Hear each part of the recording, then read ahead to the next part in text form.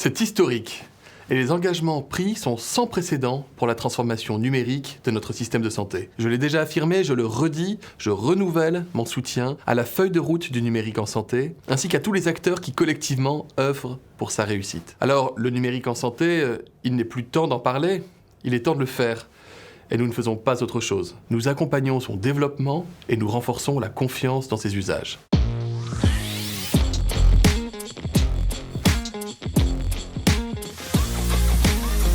Bon, le point de départ de la feuille de route du numérique en santé, c'est un rapport que nous avons remis à la ministre avec Anne-Laure Coury en septembre 2018, qui faisait un état des lieux de la e-santé en France et qui proposait une trajectoire.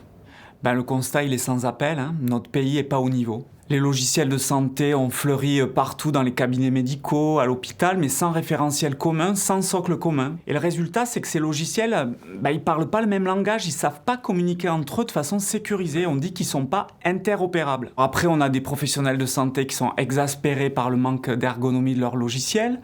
Alors face à ce constat, la feuille de route, elle part d'une conviction profonde, qui est la nôtre. C'est qu'il n'y aura pas d'homme ou de femme providentiel, il n'y aura pas un logiciel miracle qui résoudra tous nos problèmes. La seule solution, c'est d'être enfin capable de s'engager collectivement, ensemble. On veut en France un numérique en santé qui soit humaniste. On veut que l'éthique, ça soit notre marque de fabrique. On veut un numérique en santé qui soit souverain parce qu'on n'a pas envie de finir chez les GAFA. Et puis surtout, on veut un numérique en santé citoyen, fait avec et pour les citoyens. Tous les citoyens français. Ensuite, il fallait partager une vision et pour nous, elle est claire. C'est l'État qui doit reprendre la main en faisant les référentiels et en les rendant opposables. C'est l'État qui doit construire les services socles numériques, les plateformes numériques nationales sur lesquelles tous les industriels et les startups doivent s'appuyer pour proposer des services numériques innovants et partager les données de santé. Il fallait surtout être au contact des gens, au plus proche du terrain, pour co-construire avec la totalité de l'écosystème. On a construit une charte d'engagement à cette feuille de route que la quasi-totalité des industriels de la e-santé en France ont signée. Et puis on a organisé aussi des sortes de célébrations de nos héros de terrain de la e-santé, comme les talents de la e-santé par exemple. Alors bien sûr, évidemment, il y a encore beaucoup de travail et franchement, c'est pas facile tous les jours, vous l'imaginez. Mais vraiment, ce qui est sûr, c'est qu'aujourd'hui, la e-santé en France, ça avance comme jamais. Et ce qui est certain, c'est que c'est le résultat d'une dynamique collective.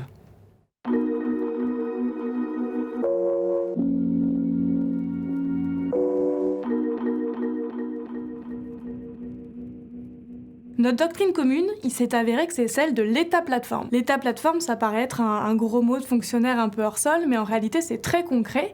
C'est tout simplement s'inspirer du mode de gouvernance d'une ville pour urbaniser les systèmes d'information en santé. Dans une ville, les pouvoirs publics, ils font deux choses.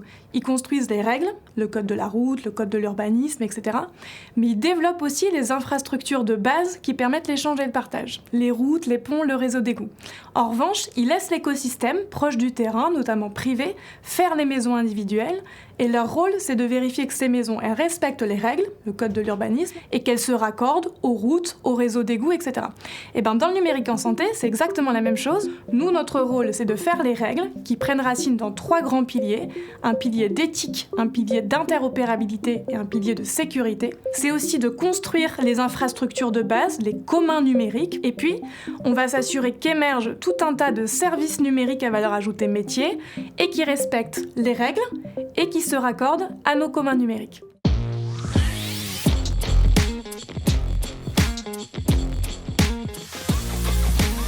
Le numérique en santé est un enjeu majeur pour l'assurance maladie.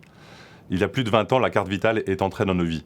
Depuis, Amélie.fr, le compte Amélie, Amélie Pro sont des outils qui se sont progressivement imposés dans la vie quotidienne des assurés et des professionnels de santé. Aujourd'hui, nous voulons engager une nouvelle étape.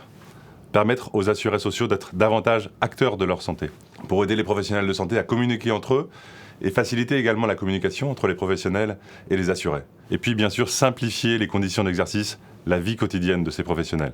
Et donc c'est cette feuille de route du numérique en santé qu'on veut partager. On a les mêmes objectifs, on a les mêmes ambitions, ils sont élevés et on va la déployer tout au long de cette année 2021 et 2022. Et puis la feuille de route du numérique en santé, c'est aussi un déploiement sur le terrain. Alors, le rôle des ARS, il est dans un sens de faire remonter auprès des acteurs nationaux les attentes, et puis dans l'autre sens, ça va être d'assurer le dernier kilomètre du déploiement de cette feuille de route. Une fois que ces fondations, ces outils socles auront été déployés, alors nous serons d'autant plus forts pour construire sur ces fondations des projets nouveaux, répondant à des initiatives locales et qui seront dès lors déployables. Cette feuille de route du numérique en santé, les territoires l'attendaient. Sa mise en place est aujourd'hui une condition indispensable au succès de nos projets de terrain.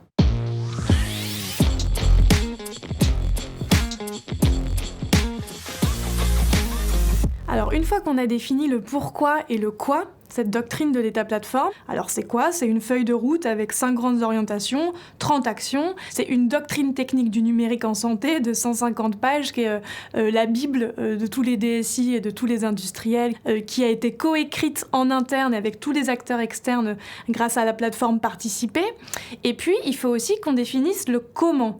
Comment, d'une part, on s'organise pour passer d'un espèce de mouvement brownien à une ruche dans lequel chacun apporte sa pierre à l'édifice. Et puis, il faut qu'on active tout un tas de leviers pour atteindre cet objectif commun. Donc, on a créé la délégation au numérique en santé, en faisant en sorte qu'elle ait une assise politique forte, en étant rattachée au ministre pour pouvoir vraiment jouer pleinement ce rôle de chef d'orchestre. On a transformé la ZIP Santé en agence du numérique en santé, avec une réorganisation. On a créé l'outil Convergence pour aligner les stratégies des acteurs nationaux et les stratégies des acteurs régionaux. On a co-construit surtout avec l'externe, via le Conseil du numérique en santé, qui est la grande messe du numérique en santé qui a lieu tous les 6 mois, via le Tour de France des régions, via les ateliers citoyens, etc. Et puis on a activé des leviers institutionnels classiques avec du coercitif via des textes réglementaires, législatifs et de l'incitatif avec des financements.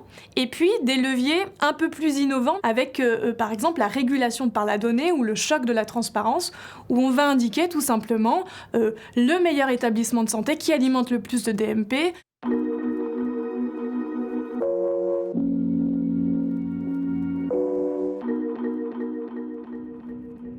En juillet 2020, Olivier Véran, notre ministre, dans le cadre des négociations Ségur, a décidé de consacrer 2 milliards d'euros pour le numérique en santé en France, dont 600 millions d'euros dans le secteur médico-social et 1,4 milliard dans le secteur sanitaire pour accélérer le partage sécurisé des données de santé. En parallèle, dans le cadre de France Relance et du plan d'investissement d'avenir, un marché clé a été consacré à la santé digitale pour soutenir la filière industrielle de la e-santé en France et pour stimuler l'innovation. Jamais dans toute l'histoire du numérique en santé en France, il y a eu un tel engagement de l'État. Jamais il y a eu une telle mobilisation collective.